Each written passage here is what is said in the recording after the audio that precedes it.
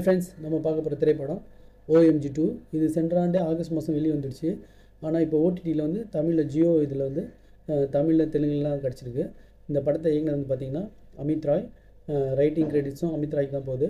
இதில் நடித்தவங்க பார்த்திங்கன்னா அக்ஷய்குமார், பங்கஜ் திரிபதி, பவன் மல்ஹோத்ரா, யாமி கௌதம், கீதா அகர்வால் சர்மா, அன்வேஷி விஜி, கோவிந்த் நமடு, ஆருஷ் வர்மா, அருண் கோவில், பிரிஜேந்திர கலா.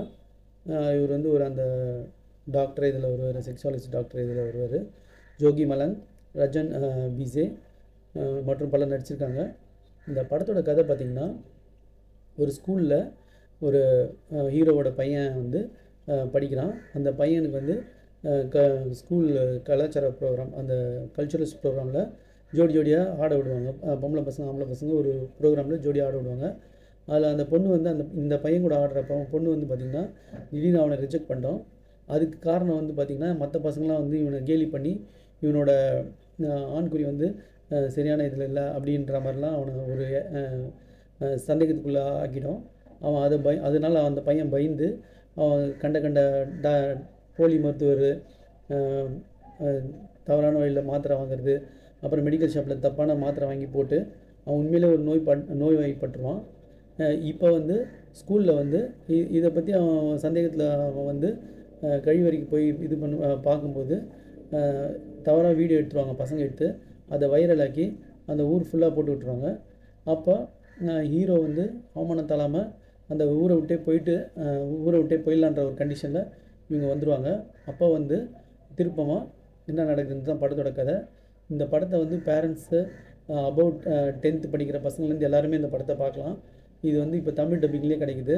இது ஒரு முக்கியமான படம் பசங்களுக்கு. இந்த படத்தால் டைரக்டர் என்ன சொல்ல வர்றாருன்றது என்னென்னா, குழந்தைங்களுக்கு செக்ஸ் எஜுகேஷனும் ரொம்ப முக்கியம், அதுவும் ஒரு நல்ல ஒரு இதை தருன்றது தான்.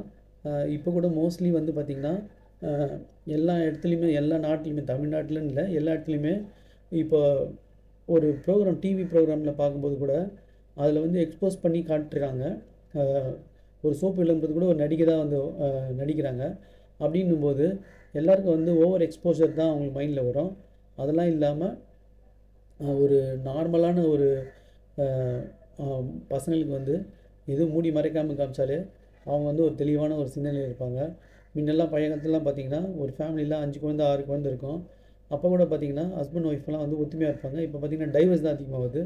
அது மாதிரிலாம் இல்லாமல் சமூக அக்கறையோட இந்த கல்வி முறையும் மாற்றலாம். பசங்களுக்கு வந்து அவங்க பார்க்குற ப்ரோக்ராம்ஸ், டிவி ப்ரோக்ராம்ஸு, கேட்குற பாட்டுகள் அதெல்லாம் வந்து நல்ல விஷயமாக அமைஞ்சால் அவங்களுக்கு சுற்றுச்சூழல் இன்னும் நல்லாயிருக்கும்.